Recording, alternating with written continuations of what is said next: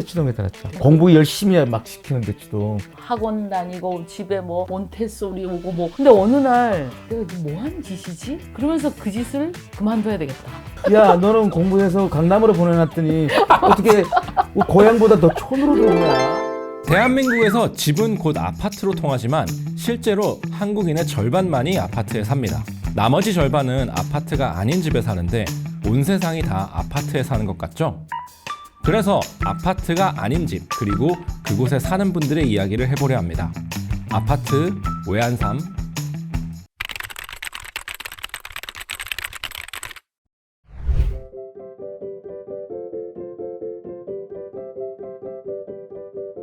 아파트 외환삼 세 번째 주인님을 만나러 왔습니다. 저희가 첫 번째, 두 번째 주인님들은 도심에 있는 집들이었다면 지금 분위기 보이시죠? 교외로 나왔습니다. 그러면 세 번째 주인님 만나러 가보시죠. 계세요.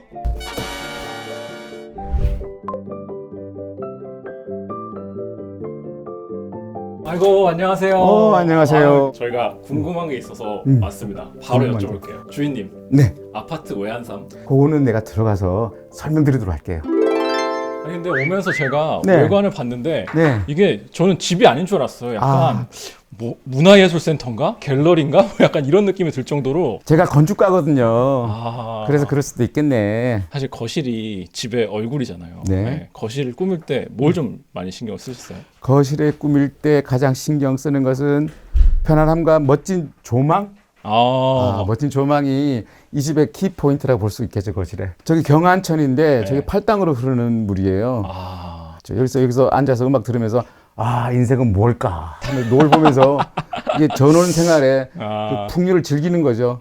여기 있으면 절로 이제 그런 생각이 들 수밖에 없을 것 같은 그런 그렇죠. 풍경이네요. 겨울에는 하얀 눈이 내리잖아요, 그죠? 판타스틱한 그런 풍경이 펼쳐지죠. 그다음에 가을에는 노을이 끝내줘요. 이쪽이 서양이거든요. 아, 여기가 서양이에요? 네, 서양이에요. 그러면 저 산 사이로 이제 해가 지겠네요. 그렇죠. 왼쪽 편에서 밝게 물이 들어요.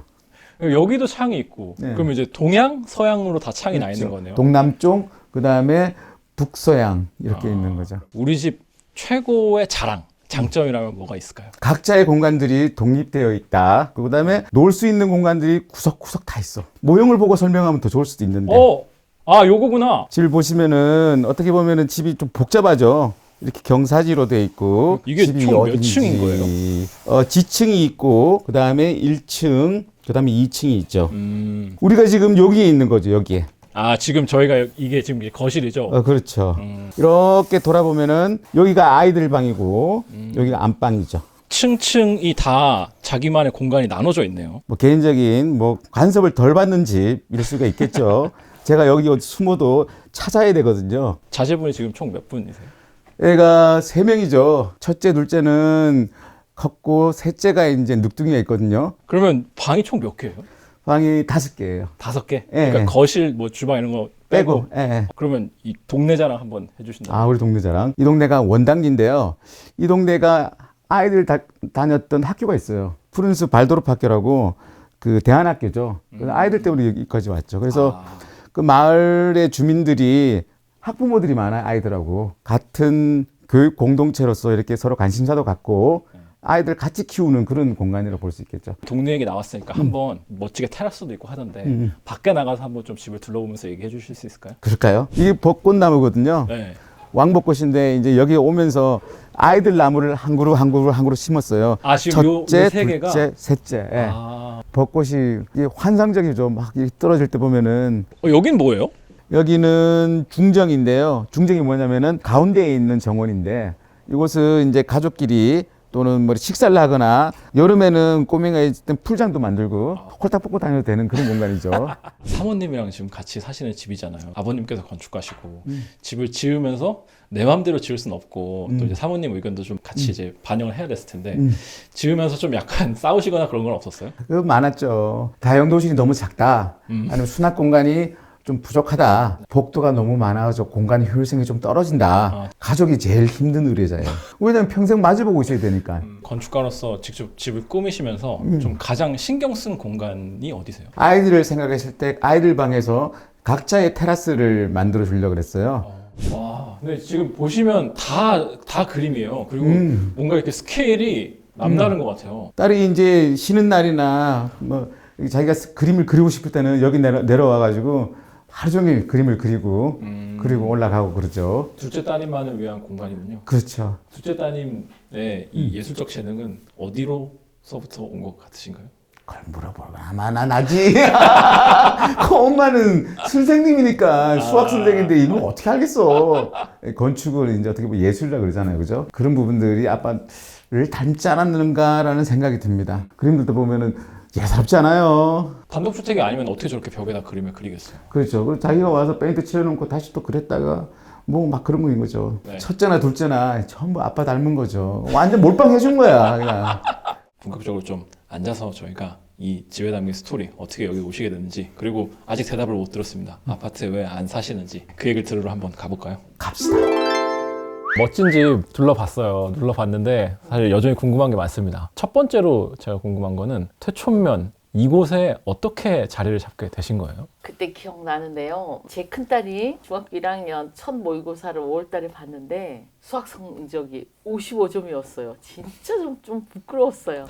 제가 명색이 고등학교 수학 선생으로 있었거든요. 그때 그 시험지를 딱 봤어요. 그 시험이 중학교 1학년 아이가 맞출 수 있는 뒤에 한두 문제는 아닌 거예요. 이렇게까지 공부를 해야 돼? 그때부터 제가 갑자기 와, 야 이거 95점을 위해서 내가 6년 동안 살아야 되나? 그래서 그때부터 우연히 인터넷을 딱 봤는데 대안학교를요. 여기 푸른숲 발도르프라고 네. 경기도 광주라는 거예요. 집에서도 충분히 다닐 수 있겠네? 남편한테 한마디 딱 물었죠. 그럼 우리 애들 대안학교 보내는 거 어떻게 생각해? 마음대로 이러더라고요. 그래서 아빠한테 한번 집 지어서 이사 와라 볼까? 우리는 참 쉽게 여기로 왔어요. 아버님은 만족하세요? 여기 딱 처음 오셨을 때? 이제 도시 생활을 하다가 딱 오니까는 그 도시 생활의 그 라이프가 단절이 되잖아요. 그죠? 그러다 보니까 밤에 창문을 딱 열어보니까 야, 여기 완전 사막이야. 내가 갈 곳이 없어. 밤에. 그리고 이제 친구가 불러내서 가만히 나오고도 몇 번 했는데 가면은 또 들어오기도 귀찮고. 근데 지금은 서울에 나가는 것이 싫어요. 쓸데없는 정보들이 나한테 눈에 보이고 간판, 소음, 그다음에 뭐 지켜야 될 규칙들이 너무 많은 거예요. 뭐 좌회전, 우회전 깜빡이 켜고 막 그런 것들이 나갔다 들어오면은 이제 마음이 편안하달까요? 그런 부분들이 가장 큰 장점인 것 같아요. 이사를 와서 그날 밤에 저 2층을 이래 올라가는데 그 창으로 별이 보이는 게 너무 그때 도시의 분당에 살면서 별을 본 기억이 없거든요. 근데 여기 와가지고 첫날 밤 2층을 올라가는데 그 유리창 너머로 별이 보일 때 난 너무 그게 낭만치사량. 막 이렇게 뭔가 새로운 걸 발견했는데 그게 너무나 아름다운 느낌. 세 분 다 여기서 크셨는데 자제분 세 분은 각각 좀 어떤 캐릭터세요? 애들이 개성이 이거 내 몫이다. 알았어. 당신 너무 불량 욕심내네. 아니, 그냥- 잠깐만.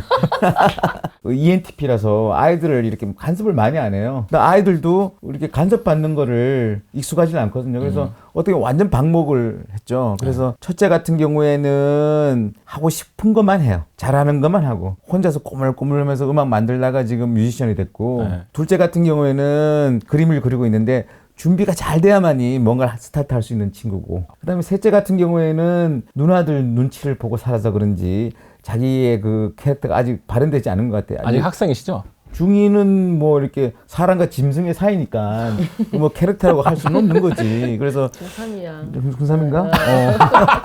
분당에 살 때까지 피아노를 집에서 가르쳤어요. 큰아이는 와가지고 피아노를 그냥 매일 1시간 치면서 자기가 그날 힘들었던 걸 마치 자기를 정화시키는 느낌이 들었어요. 엄마랑 싸우고 난 다음에 열받은 피아노 친 거구나. 그건 이해 간다.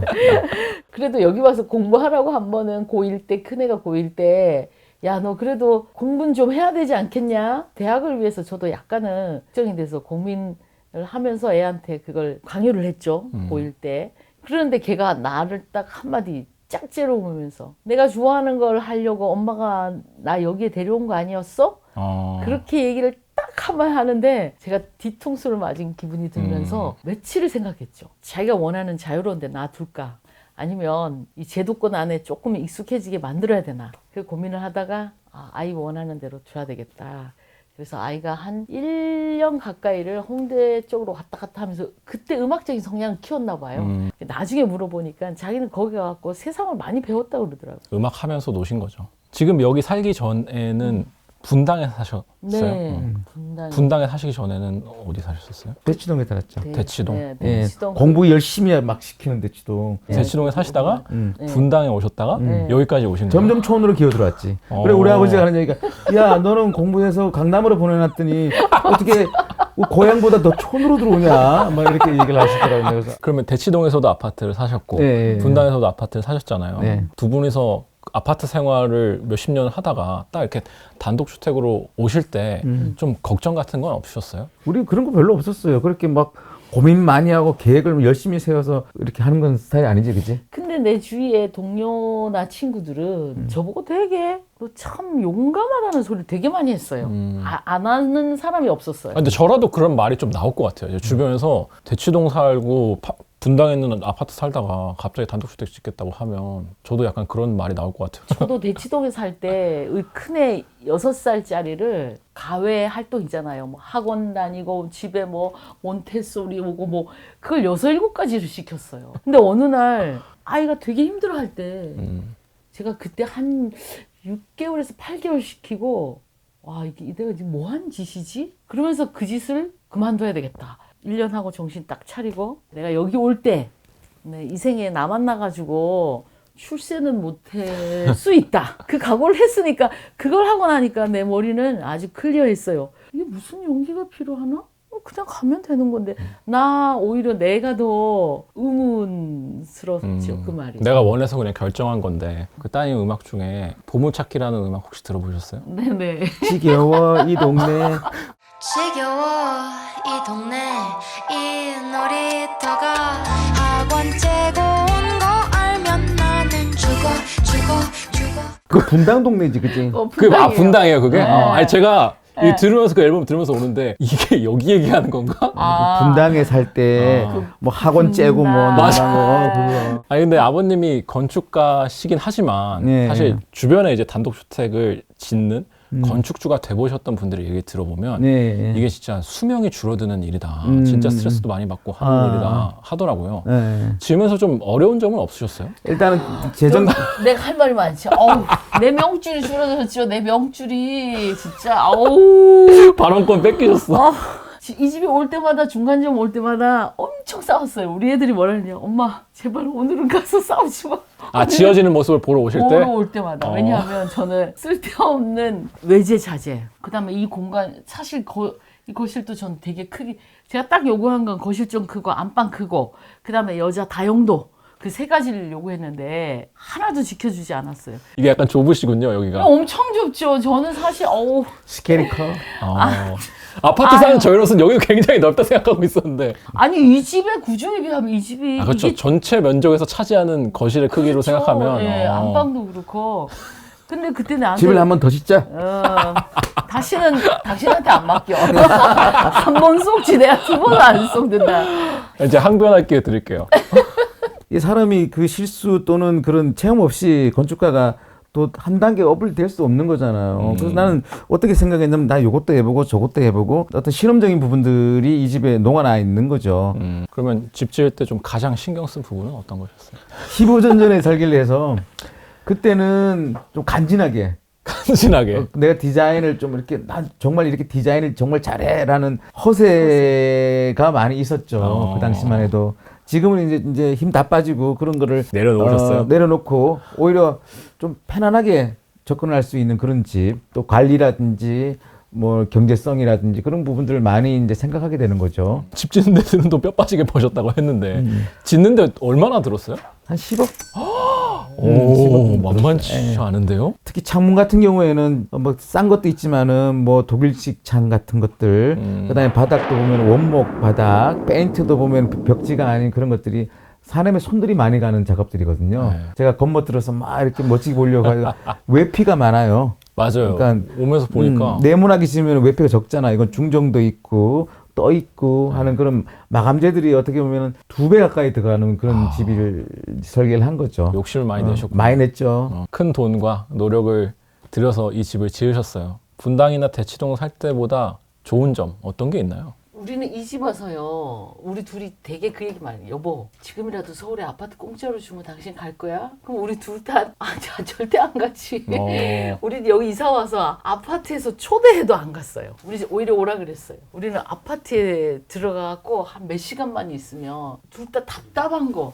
아니면 웬만한 사람은 불러가지고 마당에서 우리가 고기 구워주고 그러고 싶은 마음이었어요. 한 번도 아파트는 불러도 안 간다. 아파트가 아닌 곳에 이렇게 사시게 됐을 때 뭐 처음부터 좋다고 하긴 하셨던 것 같은데 그래도 뭔가 좀 이 주류에서 벗어나는 두려움 뭐 이런 건 없으셨어요? 아이들 정보를 모른다는 거, 그다음에 학원이 별로 서울 대치동하고 분당의 그 가운데는 학원이 아주 발달돼 있고 아이들이 고등학생이 될 때 내 아이만 자연이 뭐 좋다고 해도 자연이 뭐 주는 건 아니잖아요. 그래서 그럴 때 그 두려움은 늘 올라오더라고요. 대안학교가 좋아서 선택은 했지만 한켠에 약간 그런 두려움이 그렇죠. 없진 않으셨군요. 예. 그래서 그 두려움을 못 이기고 나가신 분들이 있어요. 혹시 내가 잘못 선택한 건 아닐까? 우리 아이들이 그런 뭐 인프라가 없는 곳에서 하니까 쳐져서 사는 건 아닐까? 그런 두려움이 매사에 올라왔었어. 가장 그런 게 이 세상은 발달해 있는데 나만 시골 와가지고 우리 아이들이 제때 배워야 할 것들, 제때 알아야 할 것들 이런 거 놓치면서 살까봐 하는 두려움인데 두 마리 토끼를 잡고 싶은 마음이었어요. 그냥 나대로 얘를 공부를 시켜서 수능을 좀 잘 봤으며 자연 속에서 경험 가지지만 그래서 공부도 잘하는 얼마나 그 금상첨화예요. 이 욕심을 버리지를 않고 있다는 걸 들어올 때는 뭐 나를 위해서 출세 안 하는 부모 어쩌고 그러고 들어왔는데 나는 계속 그거 하고 싸우더라고요. 커서 보니까 그냥 별거 아니었어. 또 별거는 별거 아니구나. 그러면 마지막으로 여쭤볼게요. 아파트 앞으로도 안 삼? 못 살지. 안 사는 게 아니라 못 살아 이제는. 완전 체질이 아파트 살면은 병 생길 것 같아. 그리고 이 동네 사람들하고의 유대 관계도 훨씬 삶이 더 재밌어요. 네. 우선은 초등학교 때 친했던 친구들과 헤어지는 게 아쉬웠고 나는 어떤 친구들을 만나게 될지도 아예 무지했고 그런 두려움은 좀 있었던 것 같아요. 너무 조용하고 고요한 곳이라 그냥 자연스럽게 제 마음이 어떤지 내 상태가 어떤지 확인할 수 있는 장점이 있어요. 자, 이렇게 해서 아파트 외환삼 세 번째 주인님을 만나봤습니다. 또 이렇게 멋진 공간과 귀한 시간 내주셨는데 오늘 어떠셨어요? 재밌었어요. 내가 이런 생각을 가졌구나, 아니면 또 와이프가 이런 생각을 가졌구나라는 생각을 한번 가져보는 기회가 됐네요. 어머님 어떠셨어요? 전 옛날 한번 되짚어보는 시간이 됐고 영상에 나온다는 거 싫었거든요. 되게 어색하고 지 모습 안 보여야 되는 그런 생각을 했는데 제 천성이 어디 가겠어요. 그냥 자연스럽게 되네요. 그래서 즐거웠어요. 마지막으로 따님 어떠셨어요? 즐거웠습니다. 자, 이렇게 세 번째 주인님 만나서 아파트 외환삼 촬영을 해봤습니다. 즐거우셨다고 했는데 저도 사실 단독주택 처음 와보고 집이 너무 다채로워가지고 되게 즐거운 시간이었는데 보시는 여러분들도 즐거운 시간이셨길 바라고 저희는 그러면 또 다음에 또 멋진 집 멋진 분들로 함께 찾아뵙도록 하겠습니다. 아파트 외환삼 조떼꾸알 꼭 부탁드리고요. 그럼 이만 인사드리겠습니다. 안녕.